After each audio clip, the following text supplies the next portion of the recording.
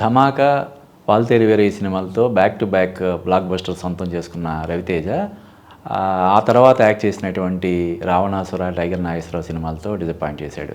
నిజానికి రావణాసుర కానీ, టైగర్ నాగేశ్వరరావు కానీ 2 సినిమాలు కూడా మంచి బజ్ క్రియేట్ చేశాయి. కానీ ఆ 2 సినిమాలు బజ్ అందుకోవడంలో డిసప్పాయింట్ చేశాయి ఆడియన్స్ని. ఇప్పుడు రీసెంట్గా ఈగల్ సినిమాతో, ఈగల్ అనే ఇంగ్లీష్ టైటిల్ తోటి ప్రేక్షకుల ముందుకు వచ్చిన రవితేజ మళ్ళీ ప్రేక్షకులను డిసప్పాయింట్ చేశాడా, తన ఫ్యాన్స్ని ఆకట్టుకున్నాడు అనేది మనం ఒకసారి చూద్దాం. ఈగల్ సినిమా రవితేజ, కావ్య థాపరు, అనుపమ పరమేశ్వరన్, శ్రీనివాస్ రెడ్డి, అజయ్ ఘోష్, అవసరాల శ్రీనివాస్, ఇలా చాలా పెద్ద కాస్టింగ్. ముఖ్యంగా మణిరత్నం, రోజా ఫేమ్, మధుబాల కూడా ఇందులో ఒక మంచి క్యారెక్టర్ చేశారు. చాలా పెద్ద కాస్టింగ్ తోటి, భారీ నిర్మాణ విలువలతోటి పీపుల్స్ మీడియా ఫ్యాక్టరీ నిర్మించిన సినిమా ఇది. కార్తీక్ ఘట్టమనేని స్వతహాగా అతను సినిమాటోగ్రాఫర్, చాలా పెద్ద పెద్ద సినిమాలకి సినిమాటోగ్రఫీ చేశాడు. తను స్వయంగా అంతకుముందు సూర్య వర్సెస్ సూర్య అని నిఖిల్ యాక్ట్ చేసిన సినిమా డైరెక్ట్ చేశాడు. అది okay, average, above average hit సినిమా అనిపించుకుంది. కానీ ఆ తర్వాత అతను కొంచెం గ్యాప్ తీసుకొని చాలా సినిమాలకి సినిమాటోగ్రఫీ చేసి మళ్ళీ ఈ సినిమాతో అతను దర్శకుడిగా ముందుకు వచ్చాడు. ఈవెన్ ఇప్పుడు రవితేజ ఆ బ్లాక్ బస్టర్స్లో ఒకటి అయినటువంటి ధమాకా సినిమాకి సినిమాటోగ్రాఫర్ కూడా కార్తీక్ ఘట్టమనేని. కార్తీక్ ఘట్టమనేని దర్శకత్వంలో వచ్చిన ఈ 2వ సినిమా ఈగల్. ఈ కథ చెప్పాలంటే క్లుప్తంగా ఏంటంటే, కాంట్రాక్ట్ కిల్లర్ అయినటువంటి కథానాయకుడు ప్రేమలో పడి మారణాయుధాల మాఫియా కారణంగా తన ప్రేయసిని పోగొట్టుకుంటాడు. ఇక అప్పటి నుంచి మారణ హోమం చేసే ఆయుధాలు అనేవి సంఘ విద్రోహ శక్తుల చేతుల్లోకి వెళ్లకుండా ఎంతకైనా తెగించి అడ్డుకుంటూ ఉంటాడు. అది క్లుప్తంగా కథ. ఈ కథ, అందులో క్యారెక్టరైజేషను రవితేజకి కొట్టిన పిండి కాబట్టి అతను ఒక కేక్ వాక్ లాగా చేసుకుంటూ వెళ్ళిపోయాడు. చాలా బాగుంది అతని పర్ఫార్మెన్స్. ముఖ్యంగా అంటే ఇందులో ఒక 2-3 గెటప్స్లో రవితేజ క్యారెక్టర్ ఉంటుంది. అందులో ఒక గెటప్ అసలు చాలా ఎక్స్ట్రాడినరీ అనిపిస్తుంది.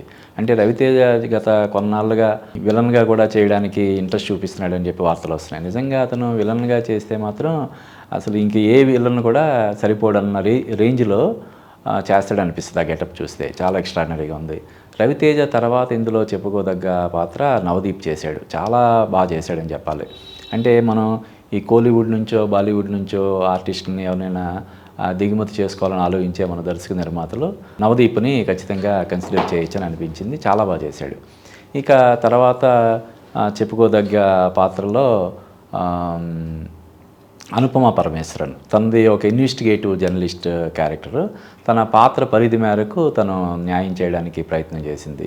ఇక కావ్య థాపర్ హీరోయిన్, రవితేజ లవ్ ఇంట్రెస్ట్గా చేసినటువంటి కావ్య థాపర్ది కొన్ని సీన్స్కి 1-2 పాటలకి మాత్రమే పరిమితమైన పాత్ర. తను కూడా తన ఉన్నంతలో బాగానే చేసింది. ఇంకా ఈ సినిమాకి హైలైట్ అంటే రవితేజ పర్ఫార్మెన్సే ఇందాక చెప్పినట్లు చాలా ఎక్స్ట్రాడినరీగా చేశాడు. చాలా బాగుంది. ఇంకా ప్రొడక్షన్ వాల్యూస్ కూడా, అంటే ఈ సినిమా చూస్తున్నంతసేపు మనకి ఒక హాలీవుడ్ సినిమా చూస్తున్న ఫీలింగ్ కలుగుతుంది. చాలా చాలా బాగుంటాయి ఆ బ్లాగ్స్ కానీ, సినిమాటోగ్రఫీ కానీ, ప్రొడక్షన్ డిజైనింగ్ కానీ, మ్యూజిక్ కానీ, బ్యాక్గ్రౌండ్ స్కోర్ కూడా చాలా ఎక్స్ట్రాడినరీగా ఉంది. చాలా బాగుంది. అయితే కథ విషయానికి వస్తే, ఆ కథ విషయంలో ఇంకొంచెం కేర్ తీసుకుంటే బాగుండేదని అనిపిస్తుంది. అంటే కథ గురించి, లాజిక్ల గురించి పెద్దగా పట్టించుకోకుండా చూస్తున్నంతసేపు బాగుంటే సరిపోద్ది అనుకునే వాళ్ళకి ఈ సినిమా ఒక ఫీస్ట్ లాంటిది. చాలా బాగుంటుంది. అది యాక్షన్ లవర్స్కి ముఖ్యంగా ఈ సినిమా చాలా బాగా నచ్చుతుంది. అలా కాకుండా కొంచెమైనా కథ ఉండాలి కదా, ఏంటి లాజిక్ లేవు అని అనుకునే వాళ్ళని మాత్రం కొంచెం డిసప్పాయింట్ చేసే సినిమాగా మనం ఈగల్ సినిమాని చెప్పొచ్చు. ఇంకా నేను ఇందాక చెప్పినట్టు ప్రొడక్షన్ వాల్యూస్ చాలా ఎక్స్ట్రాడినరీగా ఉన్నాయి ఇందులో.